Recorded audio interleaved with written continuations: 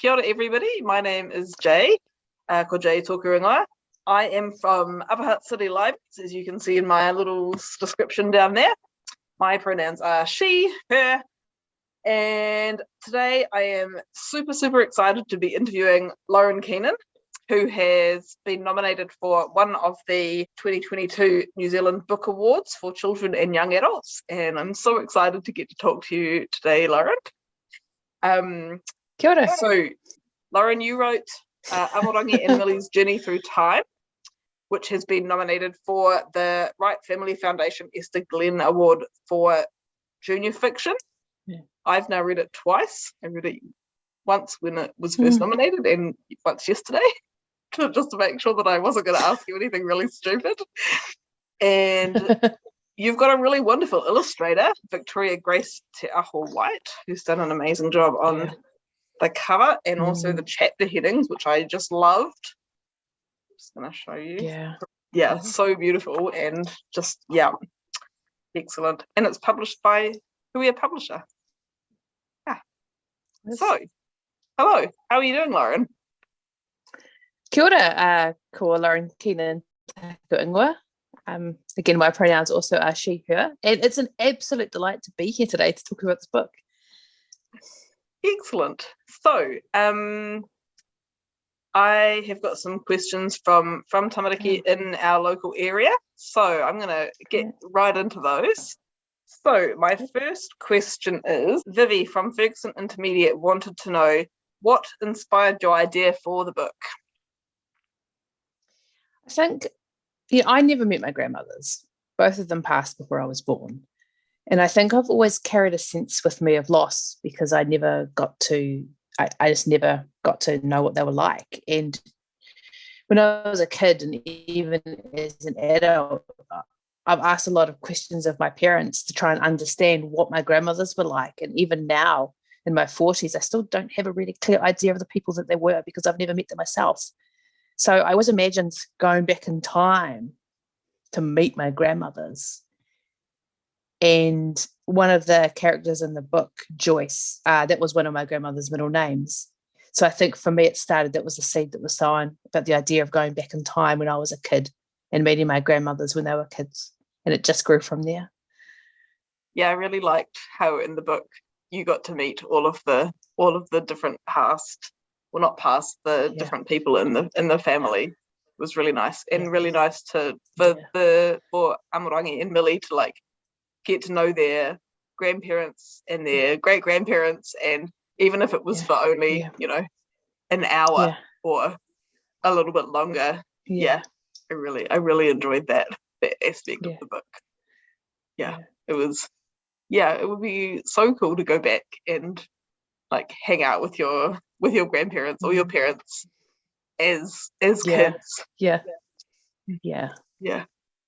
And I've got Caden at Pinehaven School would like to know, how does it feel to have lots of people read your book? Writing is a very lonely hobby. It's a hobby. You write. You just put one word in front of the other. You don't know if it's good. You don't know if it's bad. You just write, just you and the computer. And then there comes a point where it goes into the world and suddenly you have no control over how people read it and what they think of it. And it feels quite vulnerable when that transition first happens. So that was something that I think I hadn't quite anticipated how that would feel. And now I'm just absolutely delighted. I just can't get over the fact that people are actually reading what I wrote. It's so exciting, especially kids. I just really wanted kids to enjoy the story and for New Zealand history to become alive and for them to hopefully leave the book with a sense of our place in history, us as Aotearoa, regardless of who we whakapapa to within Aotearoa, whether we're new to the country or whether we've been here for a very long time. So absolutely delighted. But having said that, as I said before, it is a very strange experience at first to have people understand and analyze the work that you yourself did in a very, very lonely way to start with. It's fascinating. Yeah, it's weird. I love it. I'm so excited. Yeah, well, I think I really enjoyed it. Thank you. I'm a You know, bit there of a was history nerd, but yeah, me too. You know, there was a time when I had all these edits to do at one point, and I just remember saying to my husband, I don't know if this is worth it. You know, I just don't know if this is worth it, but it is 100% worth it. It's just been so worth it. delayed gratification, hey? Absolutely. Yeah, someone that I follow on Patreon, they really like it because they can write something and just put it straight out and also get paid for it. They don't have to wait. Yeah. They don't have to wait for it to get edited. But yeah. I think there's something to be said for the ephemeralness of that. Is that even a word? Yeah. But this, it's probably going to last longer or be more easy to find in the future if you can wait for it for a little bit. Yeah, that's interesting you say that, actually, because I started off writing short stories. You know, I used to write a lot of short stories. I've had a number of short stories published. And I went through a little bit of a phase at the beginning of last year when I thought, oh, maybe I should just do short stories again. And then I had a couple more published, which was great. But it's just not the same as having a book in terms of how it feels. So it's that short-term versus long-term gratification. And it's just really important to stick with the thing, I think, that's going to give you the most pleasure over time, which ultimately is a whole book, for me anyway. Yep. Which is just awesome. Yeah. Yeah. Cool. Okay. What else have I got? I've got Boris would like to know about how authors get paid, which I think is a really interesting question. The answer, tamariki ma, is very little. Yeah. Would you be able to talk to us about the process of, like, do you get paid? Like, my understanding is that authors usually get paid a little bit, and then you get a percentage of the book sales. Yeah. No, yeah, I've had 2 books published with 2 different publishers, so it is also different between different publishers. And the consistent things are you sign on with them, you agree that they agree to publish your book, sign a contract, you get a little bit of money at that time. And then that's a royalty it's an advance against royalties. And then after the book goes into the world, you get a certain amount of money for every copy of the book that's sold. It's not very much, though. It's a small percentage of the books, maybe. Yeah. I don't know, $2 or $3 per book or something like that. I haven't actually done the maths. Yeah. And then, of course, thank you to shout out to the libraries, the National Library System, and the public lending rights as well. Yes. Which also gives a little bit of money if there's copies of your book in New Zealand libraries. Yeah. Yeah, I think that's really cool because that's not something that we have everywhere in the world, where if a New Zealand book is in New Zealand public libraries, then National Library will pay the author some money for their book, which is super cool. Yeah. So thank you to National Library for that money that they do. You know, I don't know if you've got the books by Gracie Kim Cribbins, the Korean witch books that Rick Riordan had presented. She's a friend of mine, and she's published in the US publisher in the US market. And she and I talked a few years ago before either of us had published about the pros and the cons. And we agreed there's definitely less money to be a New Zealand author publishing in New Zealand. But having said that, I don't do it for the money. And New Zealand is where my audience is because they're the people that I'm writing for. And that's okay by me. Yeah. Yeah. Cool. All right. So now we're on to my questions. So this is very exciting. So, did you have a favourite time period to write about in Amorangi and Millie's journey through time? I'm actually playing with an adult book set in the 1860s because when I wrote, there's a character, Mrs. Florence, an early colonial settler. I'd really like to dig into that one a little bit deeper. Yeah. I found that I did a lot of research for that time period I didn't end up using. So she was the one with the butterfly brooch, wasn't she? The one with the butterfly. Yeah, she's the one with the butterfly brooch that brings the children into the house. And because it's toward the end of the book where the plot needed to move a bit faster, I ended up editing out a lot of things that I still want to use, and I think I'd like to explore that time period. And in fact, the sequel, I've written the sequel to Amorangi and Millie, which will be coming out at some point, and it's set in 1860, so it's set more substantively in that time. Yeah. Excellent. So 1860s. So that was your favorite time period to write about. What about, is there a time period that you would like to visit? Either in New Zealand or elsewhere? All of them. I know, right? Oh, yep. I don't even know. I'm like, all the times. All of the time. I think I've really, all of the times, well, except for like the creepy plague times, but I'd be okay not visiting the bubonic plague. But I think I'm really interested, and I'm doing more work on that at the moment for future books, of that moment when the settlers came and the local Māori were there, and you're only one generation removed from the very first people who came. I'm just, that time period absolutely fascinates me. Yeah. That would be really interesting to go back. And I just love to see recently called What Charles Dickens Knew and Jane Austen Wore, or something like that, but just the social cues and the social mores and the real basic things that we take for granted now, like toilets that flush. Underpants that have elastic. Yeah. Yeah, I read a really interesting book about clothing and how it's changed over time.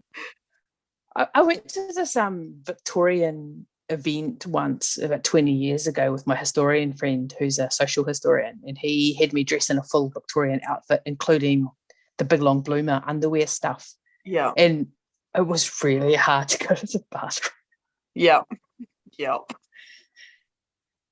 Yes. If you would like more information on how to go to the bathroom in Victorian outfits, come to the library. We probably have a book on that. Yeah. The corsets were so tight as well. That's something I took for granted. You just can't even breathe properly. Yep. Wow. No, that's a great question. Yeah. Excellent. Now that we've talked about underpants. Yeah, Victorian underpants. Yep. Yeah. Yes. It's a very, very important topic. Underpants. Yep. Yeah. Well, I think it is interesting how, we can tell things about the culture based on what the clothing was. But I'm going to change the subject and go back to the book. Who was your favourite character to write? I think it was the Rangi. Yeah. That was the one who wanted to be a pilot, hey? The one who wanted to be a pilot, Rangi. And I actually got asked this by a child in another talk that I did recently, which character did I like the most, and would I want to revisit any of the characters in future books. And I don't have plans for Rangi at the moment, but I think I would like to come back to him. I would like to come back to his story a little bit more. Yeah. Living in the Depression. Yeah. At that time. And then I would really like to hear about the two brothers who got sent off to the South Island and saw the albatross for them to come back. I would like to know their story as well. Yeah. I guess it could be all tied up in the same one. Yes. Yep. Yeah. That was really cool. Yeah. I don't know if you've ever been to Dunedin, but there's a monument in Dunedin to the Te Atiawa men that went down. Oh, really? They were sent down. Yeah, there's a road that they built as part of the forced labour that they did. It's quite a moving monument, actually. Yeah. All right. I would also like to know if there was any particular reason you chose Arimu Tree for the place where the story was kind of centered around a little bit around the Arimu Tree. I originally had a tōtara tree, and then my husband read it and he said, tōtara don't grow there fast enough. Yeah. That's a good reason to change it, I guess. You need you need a tree that would be in your Plymouth. And then I was like, oh yeah, I never really thought about it. So I did a bit of thinking about what was a big tree. Yeah. And I guess you had to choose something that would be alive for that period of time. Yeah. And thick, a big thick tree. Yeah. Cool. It's interesting writing for children of that age, because you're writing for children of that age, you're writing for older kids, you're writing for adults, and different people take it a little bit differently. Yep. Yes, definitely. Which, I don't know, I feel like that the same is true of all books though. Like, there's so many, well, that's not true. So many picture books. Picture books are, like, I just love picture books. So many of them have meaning for, you know, a kid who might, a baby who might just like the words that are used in the book, and then a kid who's learning how to read who can recognize some of the words in the book, but then also the themes can be so big, and then you get, that's true, my favorite book at the moment, which is Pooh and Other Words That Make Me Laugh, which sounds like it's going to be terrible, but it's just like a list of really cool words that all exist, and it's so much fun to read with kids, because you're just like introducing them to that love of new words and love of language. I love that. Great. Like I'm getting joy out of introducing them to new words, and they're getting joy out of the fact that they get to yell Pooh in the library really loudly. Yes. I love where books are going for kids as well. There's so much more interesting now. Yes. And there's so much more than anthropomorphic animals. Yes. So much more diversity. I know I have been really, really happy about the range of like board books and picture books that are available now, because my sister's just had a baby, and so like I've been, you know, being the best aunt ever by buying this 3-month-old. The 3-month-old, almost, the library is almost larger than mine already. But like I grew up with 2 mums, and like I don't remember any picture books or books at all that featured families like that when I was a kid. And now there's so many, and it's so great. And I'm like, you can also have all these books. Look, your family is represented. It's so great. I took the decision in Amorangi and Millie actually to have no dad and to not explain his lack. And that was a deliberate decision on my part as well. Yeah. Because I remember watching it was actually Toy Story, the movie Toy Story was the first time I'd just seen a solo mum. Yeah. And it not be a plot point. Yes. And I really liked that. Yeah. Yes. It's very, because I wanted to capture the intergenerational nature of families, and a lot of families aren't, you know, a lot of kids aren't growing up in heteronormative families. Yep. Many are, but many aren't. Yep. I haven't seen the statistics about what kids have, but I certainly know that with single parent families, they're a lot more common. Well, they always have been common. It's just that we just haven't kind of talked about it or just treated it like it's normal. I read this great thing about diversity once, and they said true diversity isn't, like, for example, for me, having Māori, is having Māori that you're not like, they're Māori. It's just introducing them, you know. They ride dragons, they travel back in time. The diverse kids do different things without it being, without their diversity being like their internal conflict. Yes. It's just about representing different parts of our society in a subtle, realistic way. Rather than unrealistic way. Or a non-realistic way. If you're right, if they're flying on dragons. But I just tried so hard to not otherize, you know, to otherize them, because when I was a kid, I used to read books, and I used to read books about Māori, because I'm, you know, I'm Māori, but they'd always be like, this is Hime, he's Māori, he goes to the marae. Like, it was, and not that those are bad stories, but they made me feel like the other. Yes. And then they also made me not feel like I didn't fit in, because I was Māori, but I was an urban Māori, and it's just complicated. I just wanted normal stories presented in that sort of way. 100%. I agree. Sorry, that was my diversity rant. No, I'm always happy to go down that alley. Yeah. Have you read The Things in the Sea Are Touching Me? I that's love that book so much. Yeah. Yes. Yeah. I have bought that book for literally everybody who has had a baby. Oh, but also that's great. Really, yeah, yeah, cool. Yes, I love that book. Are you it's cool, one of the authors of that? No, I'm not, but I know them. I know her. So yeah. Yes, I buy that book for everyone. I don't care if they are straight. They just need to own that book. Have you listened to that? There's a really good podcast that I like called You're Dead to Me by Greg Jenner, who's a public historian. No. Oh, that's my favorite podcast. I've listened to all of the someone else catalogue. Someone else recommended it to me. So now it's been recommended twice. I'm definitely going to look it up. Yeah. And there's also, he's got a really good one for kids called Homeschool Histories as well. So he writes for Horrible Histories, the TV show. So he's really funny and also has a history background, so was really knowledgeable. So he's definitely someone cool to get into. I think it's called Homeschool Histories, yeah. Homeschool Histories. And he's written some cool books too. Yeah. It's always good to have good recommendations. 100%. History's hit and miss.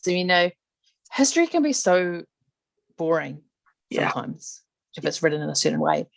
Yeah. But I think the recent trend for creative nonfiction is making history books a lot more interesting as well.